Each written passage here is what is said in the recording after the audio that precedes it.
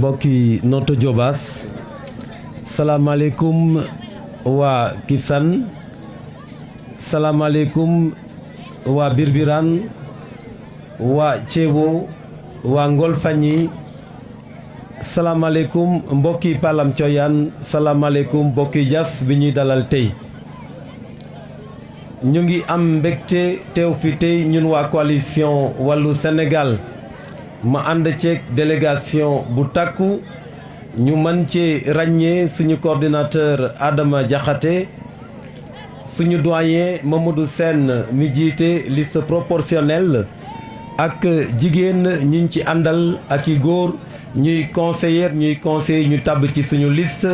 ak ñëpp ñi nga xam ne ñu ngi ñuy jàppale ci wàllu organisation saa ñu déplacé wu ci wàllu sécurité taxawuñu ci anam yu nekk ci turu coalition bi maa ngi leen di sant di leen gërëm amuñu seen fay ñuy nuyu borom dëkk bi di chef de village Alassane Ndoye di nuyu également imam ak ki ko fi représenté tey jii ñu leen di ñaanal yàlla di leen dénk yàlla ndax ñoom ñu yàgg fii di gën a mën a taxaw soxla askan wi di mën a jottali ñaanu askan wi ñuy nuyuwaale bépp chef de village fii ci Parmi mbégte la pour ñun coalition Wallu Sénégal ñu war fee teew fii ci suufu Parmi précisément fii ci Diass Palam pour ñu ubbee fi tey suñu campagne parce que tey mooy suñu meeting d'ouverture naam boobu ba léegi ñu ngi def caravane loolu dafa di pour ñun misaal dafa di pour ñun benn symbole ndaxte Parmi dafa am tekkeef dafa am taxawaay ci biir commune Notto Diobass li ko waral dinañ ci xuus léegi ma bëggoon ngeen may ma tuuti ma gërëm sant spécialement Mbaye Ndoye ñu gën ko xam ci turu Góora moom mi nga xam ne jàmbaar dëgg la jàmbaar ci biir jàmbaar ñi moom mi jóg fas yéene ànd ak ñun ba mu ajoon dallam ci pelouse politique mu solaat ko godaasam yi fas yéene ànd ak ñun te mu ñaan xeex ngir meeting bi ñu mën ko fii tenir tey ñuy sant di gërëm ñëpp ñi ti ànd ak moom ci organisation ñuy sant ñi nga xam ne ñoo neexal jeetaay bii ñu di artiste comme sama pap Boudaye Ciss amuñu fayam ñu ngi koy dénk yàlla na fi yàgg te wër lool ñu ci sant également frère góor di Modou Ndoye ñu gën ko xam ci turu Al Ndoye sama nièce Aram Faye mi ko doon awu ak ñeneen ak suñu mbokk géwél taateen yi nga xam ne macha allah def nañ fi li mucc ayib ñuy sant di gërëm également suñu DJ mi ñu gunge ndax suñu message bi ñu mën ko jottali mais ma taxaw spécialement pour sant gërëm Ousmane Ngom ki jiite Diobass Info di wéyalale communication également ci Diobass TV sànq lañ ko woo mais hésité wul pour yegsi. Merci Ousmane pour ce beau travail d'information que tu fais. may sant di gërëm mon jeune frère Antoine Ciss l'infatigable self-made man ci wàllu communication moom mi créé page Facebook di ko animé di yóbbu information fu ne mu taxawal également xeetu saafi ci rajo Sindia merci jeune frère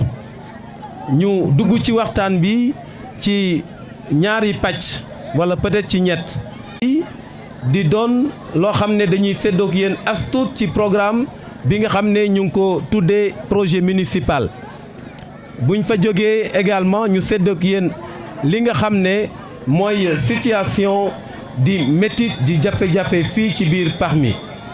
moo tax ñu tuddee meeting bi meeting leeral donc li jëm ci suñu programme gis-gis la ci ñun ñu gis ne ñun suñu projet municipal ñu ngi ko fas yéene wéyal ci commune bi nga xam ne commune bu rëy a rëy la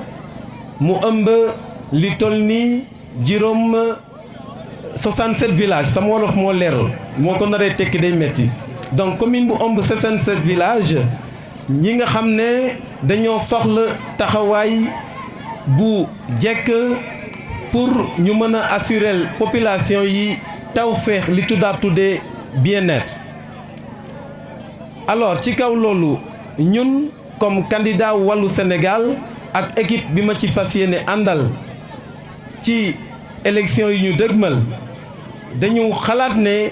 am nañu rôle bu mag biñ ci war a jouer, rôle bu essentiel ndax ñu tabax commune Notto Diobass bi nga xam ne fii ci lañu dëkk, parce que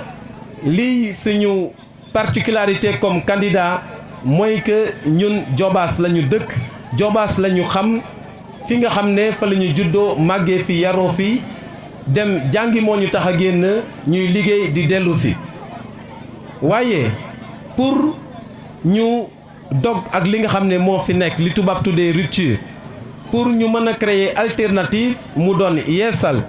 ñun waa coalition Wallu Sénégal dañoo bëgg tabax commune bi ak population yi. looloo tax ci semaine yi weesu depuis mois d'octobre daanaka, surtout le mois de novembre jëmee ko mois de décembre, ñu ngi initié woon lu ñu tuddee woon dialogue citoyen. loolu nekkoon pour ñun occasion u weccante ak ñi dëkk Diobass, ñuy mag ñuy ndaw ñuy góor ñuy jigéen, ñu doon weccante ak ñoom di doon pencoo situation wu Diobass.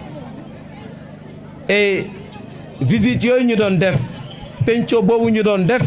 nekkoon na pour ñun occasion pour ñu mën a teg baram ci li nga xam ne mooy jafe-jafe Diobass, pour ñu mën ci wut solution ak population yi ñoom ci seen bopp. looloo tax donc suñu projet municipal bi nga xam ne tabax nañ ko pour Diobass bu yees, pour Diobass bu bees tàkk, pour Diobass bu taxaw tem, mooy Diobass boo xam ne moom la ñu doon gént jusque là ci suñu yoonu ndaw, ci suñu yoonu politique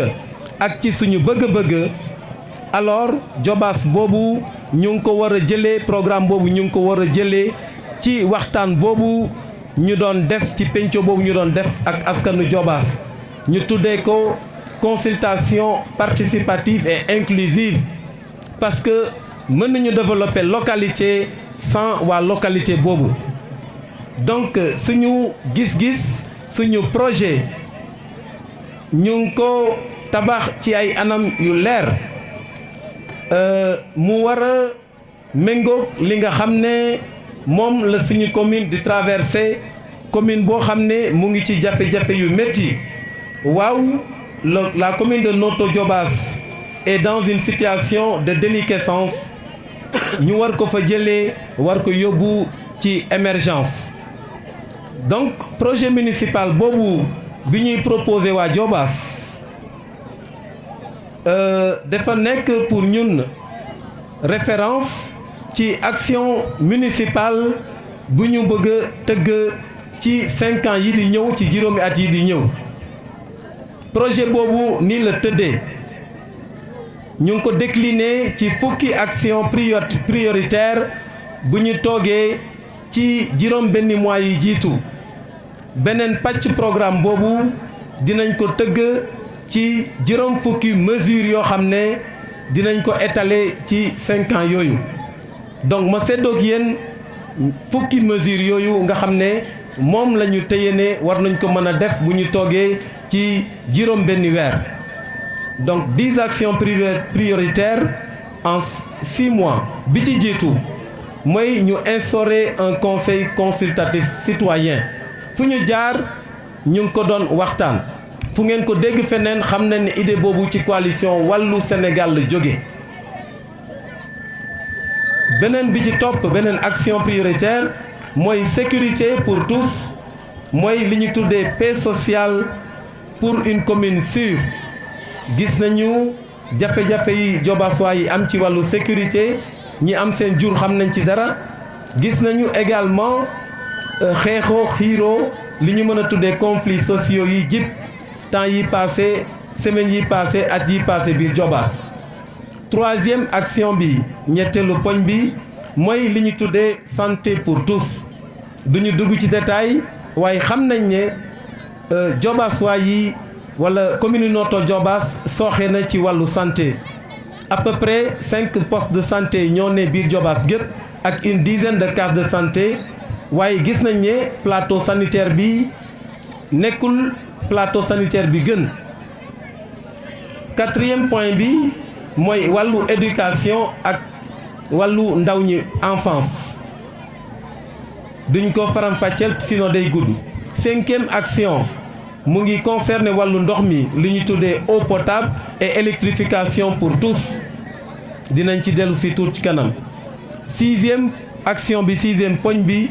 mu ngi jëm ci wàllu administration commune bi donc à propos de l'administration de la commune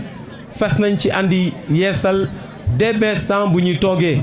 mooy li ñu xalaat déjà numérisation état civil bi ak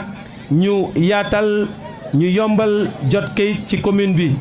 ñu mën a créer lu mel ni centre secondaire pour la zone est ak beneen centre secondaire zone Sange Parmi loolu priorité la. juróom-ñaareelu action bi mooy li ñu tuddee sukkali jigéen ndaxte kat gis nañ ne jigéen moo lalu fépp ci dundu ni gox gi domaine boo laal ci dundu da nga fay fekk jigéen espace boo dem ci dund gi da nga fay fekk jigéen te bés bu yàlla sàkk jigéen yi ñooy sàkk lu ne ci njaboot bi. 8e point bi mooy li ñu tuddee taxawal ndaw ñi c'est-à-dire ci tubaab soutenir la jeunesse loolu également ci ay poñ yu bari lañ ko mën a taxawalee duñu dugg ci détails yi. juróom-ñeenteelu poñ bi mooy li ñu tuddee dooleel mag parce que kat mooy li ñuy wax ci wolof dañoo ne mag baax na ci kër wolof njaay day naan également mag du yàlla waaye yàgg nag yàlla donc looloo tax mag yooyu dañ leen war a jëmmalaat surtout ñi nga xam ne dem nañu liggéey am expérience am xam-xam ba ñëw toogaat donc soxla nañu seen xam-xam soxla nañu seen expérience te ñu gën a déglu gën a jëmmal les personnes âgées ndax valeurs yi nga xam ne ñoom la ñu incarné. Enfin fukkeelu poñ bi fukkeelu action bi ndaw yi la concerné sportif yi la concerné mooy ñu taxawal un stade omnisport municipal boo xam ne discipline yi yëpp dinañ ko fa mën a pratiquer donc fukki poñ yi la ñu fas yéene séddoon ak yéen ci li nga xam ne mu ngi jëm ci suñu programme leneen li ci des di ngeen ko mën a fekk ci suñu projet municipal ci presque ay 50 points yu ñu fas yéene développé mais loolu yëpp may fàttali ne suñu gis-gis la mais également li ñu jëlee ci population yi la moo tax jusque là wanuñu kenn programme boo xam ne dañ ko tëggoon ba pare parce que ñu ngi woon ci consultation citoyenne leneen li nga xam ne bëgg nañ ko séddoo ak yéen tey mooy li ñu mën a tuddee priorité wala urgence par rapport ak situation Parmi ngeen may ma taxaw tuuti parce que ab ngóor ñëw na fii ci Parmi lu yàggul dara mu leen di jéem a sëlëmal mu leen di jéem a nelawal di leen andil somnifère ne leen ko li Diobass yi nelaw ci fukki at ak ñaar doy na sëkk waa Diobass dañoo bëgg a jóg ci comment bi ñu nekk mooy urgence su coalition wàllu Sénégal benn maire moo ko doon wax fii ci Parmi bëgguma lim kan la xam naa kan la def ñoo ne waa Diobass dañoo dee presque dañuy xaar ku leen di dugal ci pax ma ne ko ma ree ba pare ne ko yaay naam wax nga dëgg waaye heureusement coalition wàllu ñëw na pour yëkkati leen kenn bañ leen dugal ci pax on est venu ressusciter le Diobass qui est presque moribond alors ci kaw loolu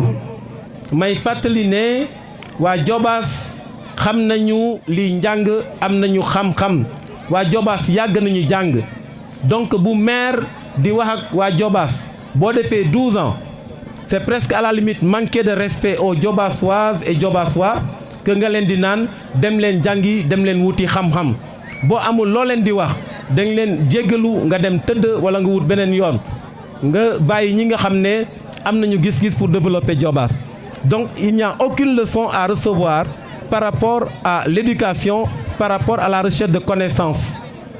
bu doon connaissance mooy développer Diobass kiy joxe leçon yooyu kon waroon na yóbbu Diobass bu sori c'est parce qu'il y avait rien à dire je crois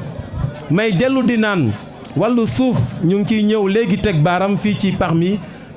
conseil municipal c'est-à-dire conseil yu ñu fal di toog ca mairie ba parce que du ci garage la ñuy toog du ci atelier menuiserie wala école la ñuy dem toog yi wala du ñu jël oto di dawal ñiy toog ca mairie ñooy délibérer lépp li jëm ci suuf kon bépp suuf boo xam ne joxe nañ ko biir parmi c'est la mairie qui a donné ses terres man mi Jean-Baptiste Seck en 2015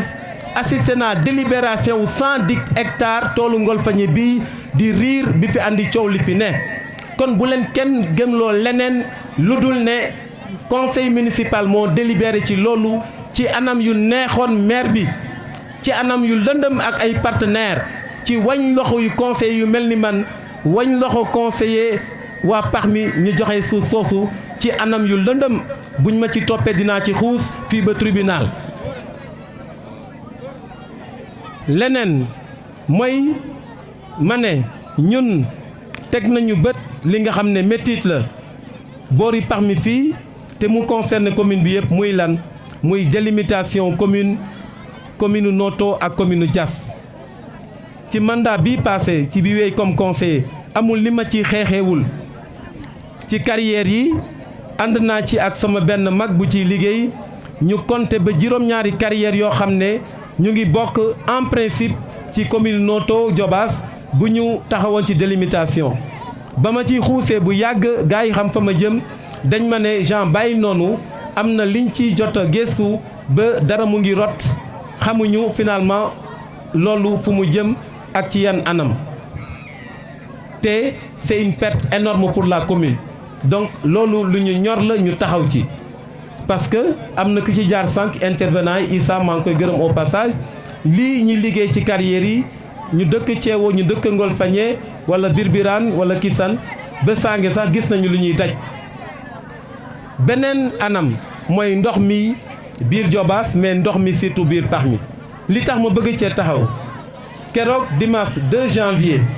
ak benn délégation laa door a ñëw fii Palam Coyaan gis 7 forages yi ñu gas yi alimenté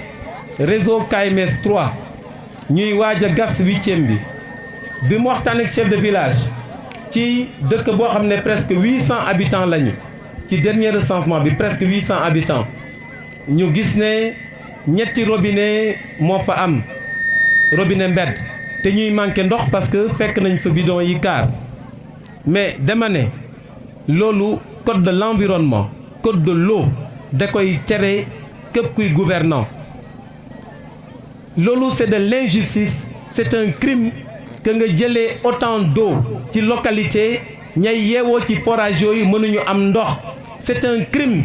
contre l'humain c'est un crime contre l'humanité te maire ne ci gox bi li leneen li ci tegu mooy que administrativement parlant dañuy naan les forages de Tasset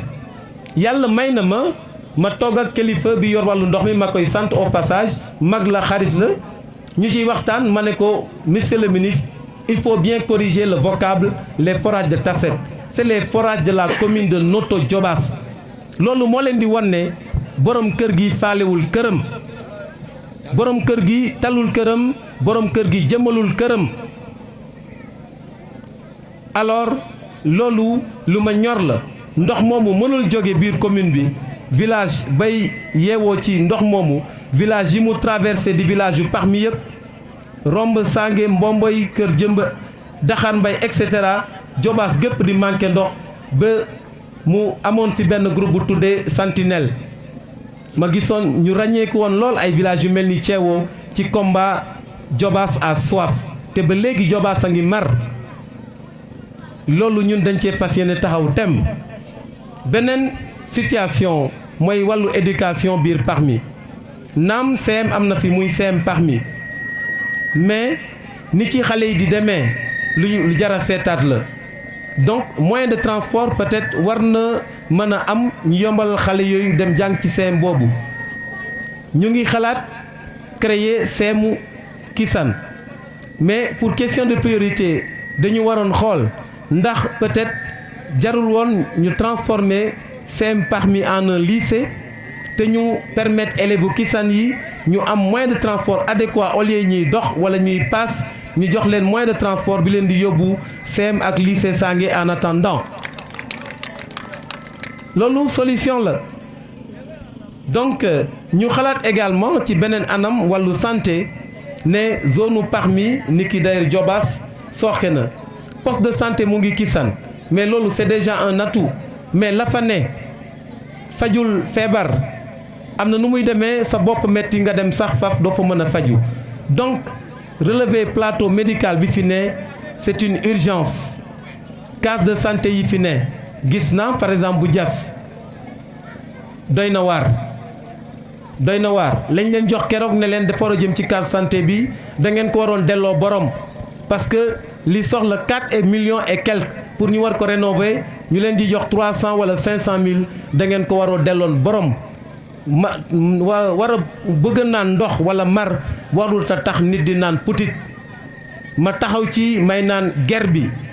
bi nañ ko moytu gaa yi fi war a jóge te ñu bañ ñuy ngoy ñu ngi ngoyee seen xaalis di leen ko jox bëgg leen jënd amoo leen njëg sànq Mamadou Sène wax na ko seen carte amul njëg du ngeen ay bétail politique bu ñu war a jënd bañ leen ko xaalis baa ngi génn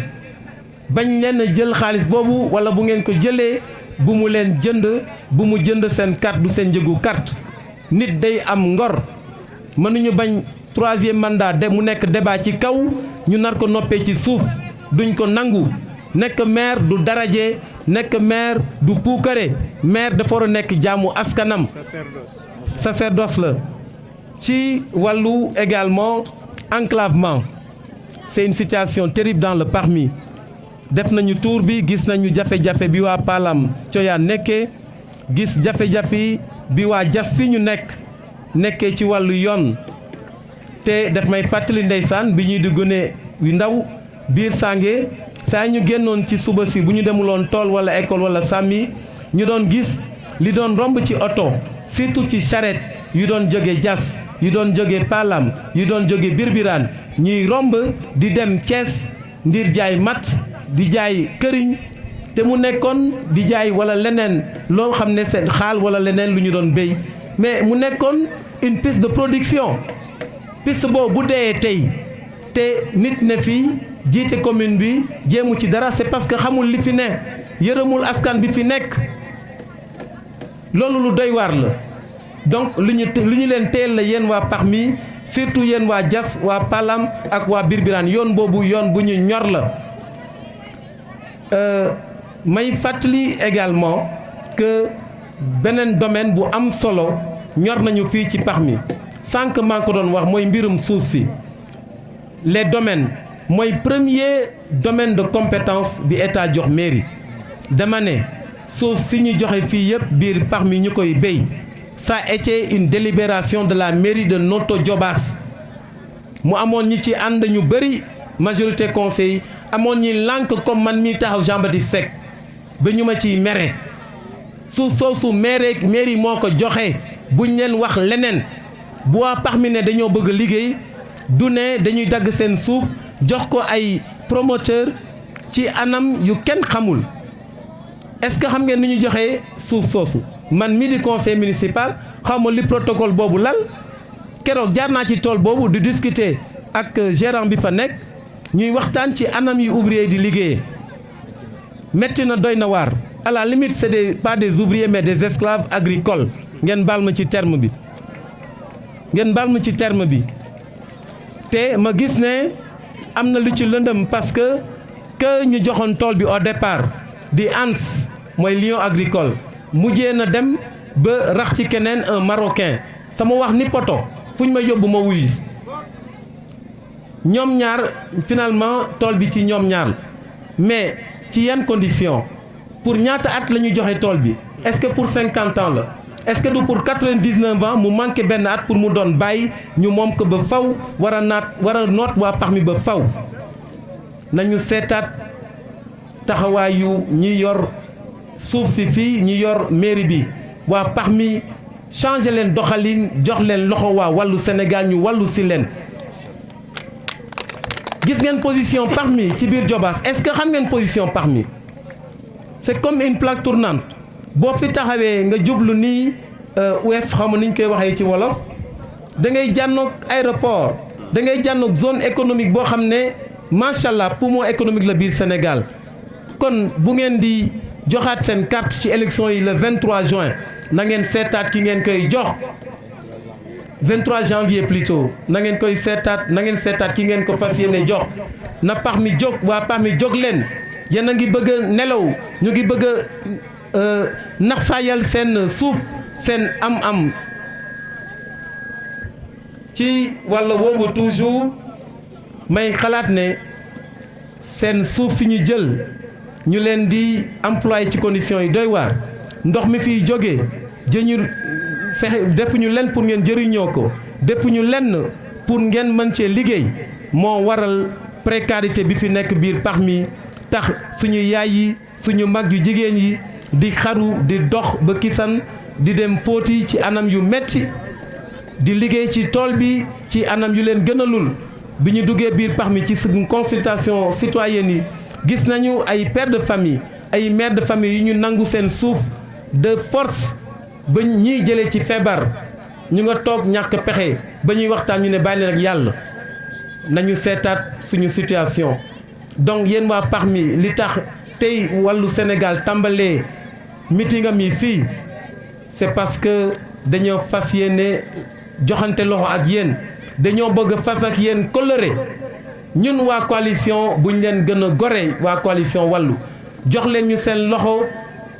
talal nañ leen loxo dinañ ko jël jox leen ñu seeni carte ñu ànd ak yéen sukkali suufu parmi libéré ko libéré parmi libéré Diobass